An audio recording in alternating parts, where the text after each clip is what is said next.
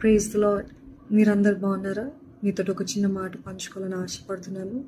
గత దినాల్లో ఒక విషయమై దేవుని సన్నిధిలో ఫ్రస్ట్రేషన్తో పోరాడుతున్నప్పుడు దేవుడు బయలుపరిచిన మాట మీతో చెప్పాలని ఆశపడుతున్నాను. ఎందుకంటే అయినా మీలో చాలామంది ఫ్రస్ట్రేషన్లో ఉన్నారు. ఇది అవుతుందా, ఇది అవుతుందా, ఇది అవుతుందా అని టెన్షన్లో భయముతో ఉన్నారు. అటువంటి వారితో దేవుడు చెప్పమన్న మాట ఏంటిదంటే, ఒక్కసారి జ్ఞాపకం చేసుకో, గతంలో ఎన్ని కార్యాలు నీ కోసం చేశాను, ఎన్ని అద్భుతాలు నీ జీవితంలో జరిగించాను, మరలా చేయలేనా, నాకు ఇది అసాధ్యమా, నాకు ఇది కష్టమా, నేను జరిగిస్తాను అని దేవుడు చెప్పమంటున్నాడండి.